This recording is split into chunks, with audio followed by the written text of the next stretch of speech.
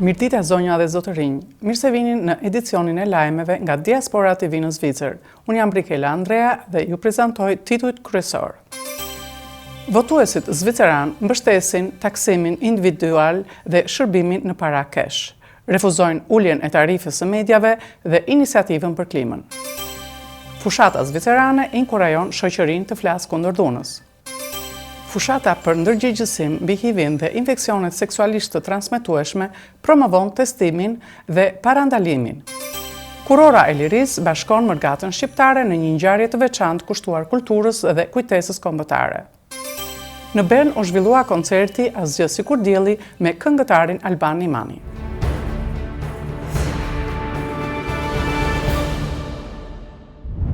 Votuesit zviceran votuan të dielën më 8 mars 2026 për të vendosur mbi 4 çështje kombëtare përmes sistemit të demokracisë direkte të vendit. Propozimet kishin të bënin me reformën tatimore, financimin e transmetimit publik, disponueshmërinë e paras kesh dhe politikën klimatike. Rezultatet tregojnë një kombinim të reformës ekonomike, stabilitetit institucional dhe një qasje të kujdesshme ndaj politikës klimatike, ku 2 propozime u miratuan dhe 2 u refuzuan. Reforma e taksimit individual u miratua me rreth 54% që votuan pro. Votuesit zviceran mbështetën një reformë të rëndësishme tatimore që prezanton taksimin individual për çiftet e martuara, duke zëvendësuar sistemin tradicional ku bashkëshortët taktohen së bashku. Reforma synon të eliminojë të ashtuquajtur dënimi i martesës, një situatë ku çiftet e martuara me 2 të ardhura shpesh paguanin më shumë taksa se sa partnerët e pamartuar. Pritet që ndryshimi të inkurajojë pjesëmarrjen në tregun e punës, veçanërisht për fituesin e dytë në familje, dhe mund të rrisë prodhimin e brendshëm bruto të Zvicrës ose shkurt PBB me rreth 1% në afat të gjatë. Sistemi i ri do të zbatohet gradualisht dhe pritet të jetë plotësisht në fuqi deri në vitin 2032. Ulja e tarifës për transmetimin publik u refuzua sepse 62% e votuesve e kundërshtuan propozimin. Votuesit refuzuan qartë iniciativën që propozonte uljen e tarifës vjetore të medias për transmetuesin publik, shoqërinë zvicerane të radio-televizionit ose SSR. Iniciativa synonte të ulte tarifën nga 335 franga në 200 franga. Mbështetësit argumentuan se tarifa ishte shumë e lartë, ndërsa kundërshtarët paralajmëruan se ulja mund të dobësonte gazetarinë e pavarur dhe transmetimin kombëtar shumë gjuhësh. Iniciativa për paranë fizike. Kundër propozimi u pranua. Një tjetër votim u përqendrua në mbrojtjen e rolit të paras fizike në Zvicër. Votuesit refuzuan iniciativën origjinale, por miratuan kundër propozimin e qeverisë, i cili angazhon autoritetet të ruajnë shërbimet e paras fizike në të gjithë vendin. Rezultati siguron që paraja fizike të mbetet gjërësisht e disponueshme, ndërsa i jep qeverisë fleksibilitet në mënyrën se si rregullon qasjen në këto shërbime. Iniciativa për fondin klimatik u refuzua.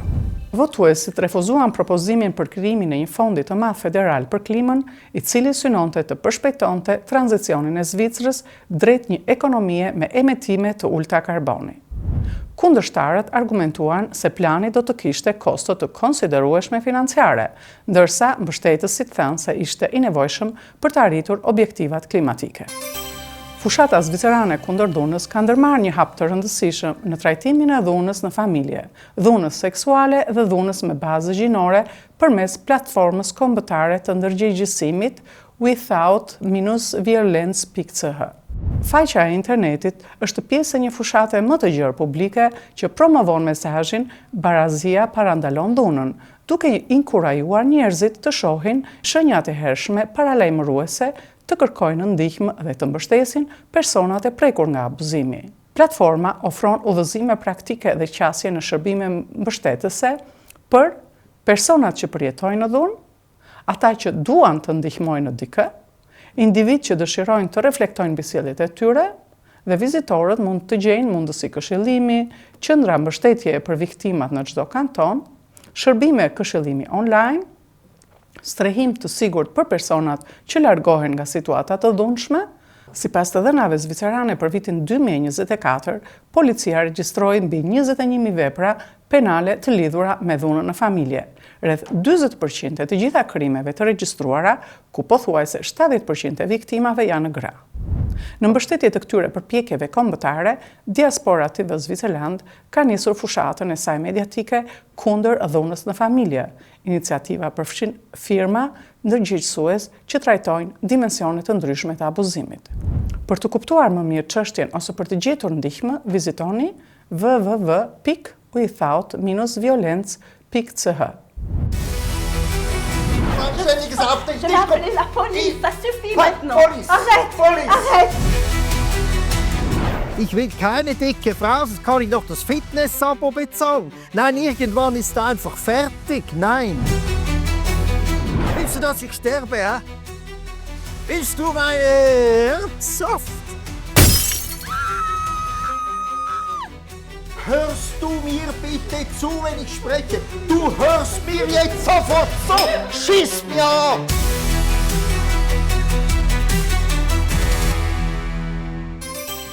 Fushata për testimin e HIV-it dhe infeksioneve seksualisht të transmetueshme, organizatat shëndetësore në Zvicër po inkurajojnë publikun të marrë seriozisht testimin për HIV dhe infeksionet seksualisht të transmetueshme, si pjesë e përpjekjeve të vazhdueshme për parandalimin e tyre.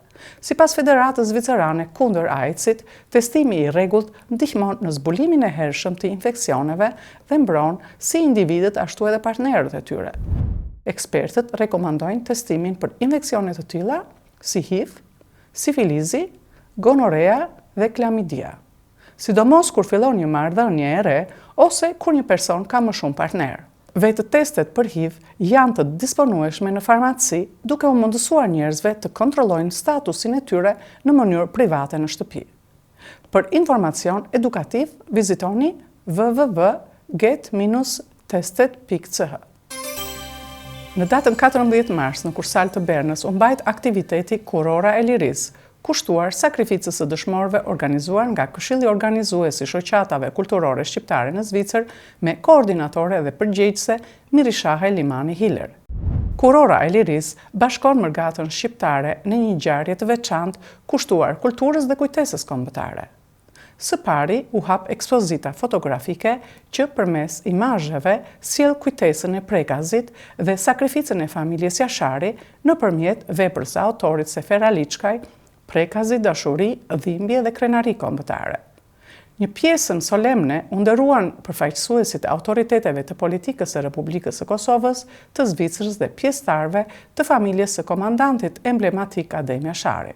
Në pjesën e dytë ishte një program artistik i pasur duke sjellë në skenë këngë, vallë dhe interpretime instrumentale nga artistë dhe shoqata të shumta shqiptare që veprojnë në Zvicër, si Lahutari, Alba Kult, Vatra, Shoqata Dardania, Shoqata Ilirët, Kori Lira, Shoqata Bashkimi, Ansambli Trojet, Kori Lulkuqet, Dora Distria, Ansambli Arbëresha, Shoqata Teuta, Shoqata e Mërgjimtarëve Shqiptarat Dheu, Ansambli Shqiponja dhe Shoqata Dheu, duke sjellë në skenë një spektër të pasur të valleve dhe motiveve tradicionale shqiptare.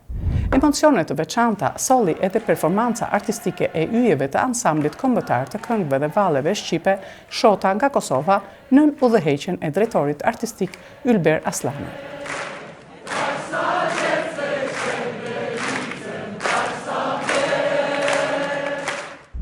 Pjesëmarrja e artistëve të mërgatës u përmbyll me një moment homazhi për 64 dëshmorët e prekazit historik dhe interpretim instrumental nga grupi Art Band, ndërsa programi u drejtua nga Vjosa Beqiri dhe Dan Morina. Në kontekstin e serisë së koncerteve pentatonike me qëllim thellimin e muzikës dhe kulturës shqiptare, u zhvillua në Bern koncerti Asgjë sikur dielli me këngëtarin Alban Imani. Notat muzikore të koncertit janë të rënjosura thellë në traditën shqiptare dhe gjenden në shumë kultura anemban botës, duke sjellë kështu një simbol të origjinës së përbashkët, migrimit dhe kërkimit të përkatësisë. Le të ndjekim një intervistë të shkurtër të zhvilluar me njëherë pas koncertit me artistin Alban Imani.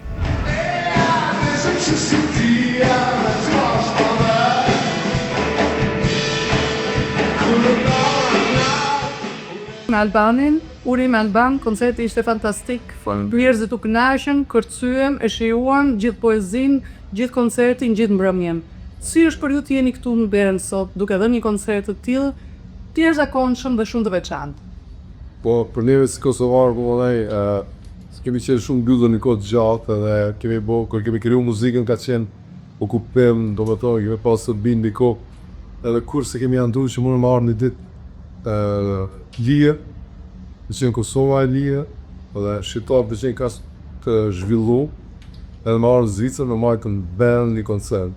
Në gjuhën shqipe. Në gjuhën shqipe, edhe që jem shumë një përshtypje shumë mirë ka marrë që shqiptarët janë shumë të suksesshëm, ku shoh që janë shumë të zhvilluar dhe kanë me një kohë shumë gjatë, po janë një zhvilluar mirë dhe janë inkubator shumë mirë në shoqërinë zvitrare. Kjo më bën shumë tull.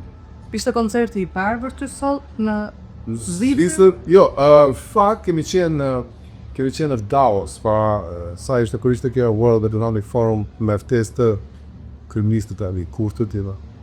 Edhe ishim aty po për mua, do të thonë ajo ishte shumë simbolike e madhe, do të thonë ai forum është shumë i rëndësishëm. Po muzika e thjeshtë, do të thonë kjo sonte për mua ishte ëndër, do të thonë kjo është magjike, është, do të thonë disa herë ndodhen në skenë ku lidhesh me, do të thonë muzika është që lidhesh me diçka për tejshme, do të thonë është një magji.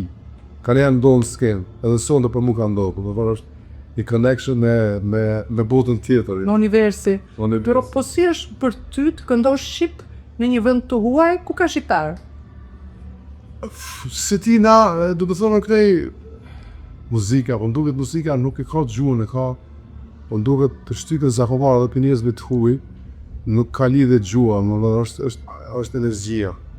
Edhe ka njerëz, më thonë, që lënë prej prapavija ndryshme, prej backgroundeve ndryshme, prej komuniteteve ndryshme që kanë përjetu muzikën tonë mirë, energjinë, besoj. Kur janë diçka pastër, mendoj që e kapsut kush perceptohet energjia pastër. Kështu që ti mendon që muzika nuk ka gjuhë? Nuk ka gjuhë. Është energji. Një pyetje tjetër, ndoshta gjithsesi në lidhje me koncertin, gjithsesi një titull ishte shumë i veçantë dhe pak a shumë në publik kishte edhe disa diskutime. Unë të dua ty dhe ju treguat me gesh në sallë dhe aty ishte kë keni kushtuar këtë këngë. Okej. Unë të dua ty është një këngë dashnie, është një këngë dashnie pa mundë, do të them për dikën që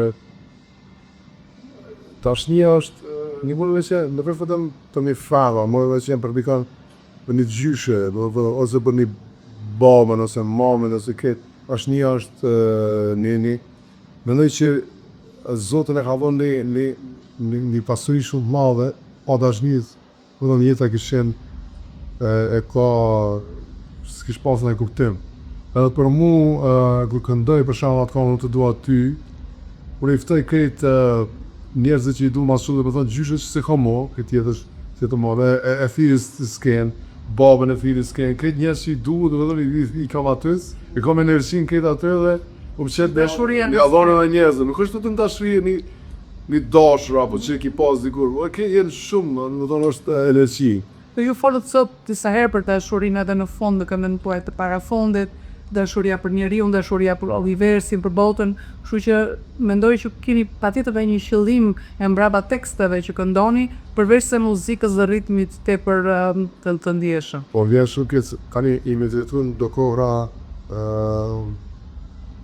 të rrezikshme po më duket, se tani do të thonë na kemi një planet dhe besoj që jemi shumë njerëz të mirë, dhe është një masë e madhe njerëzve, por fatkeqësia është që dhe disa njerëz që të na udhëheq njerëz të mirë.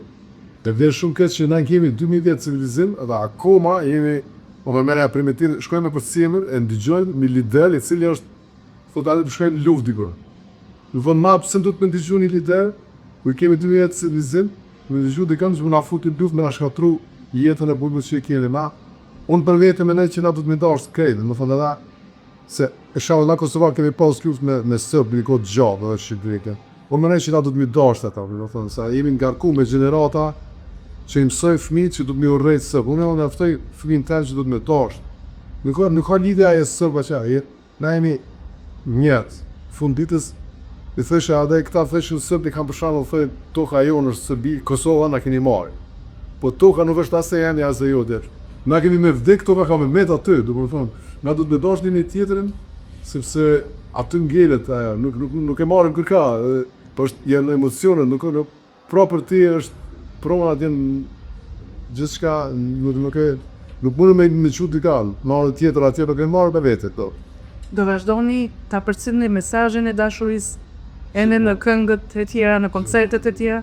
Misioni jam është me shpënda dashnitë e njerëz. Në pas se duhet me dash njëri tjetrin. Kemi fëmijë tonë për tema të tilla, për koncerte të tilla, për misione të tilla.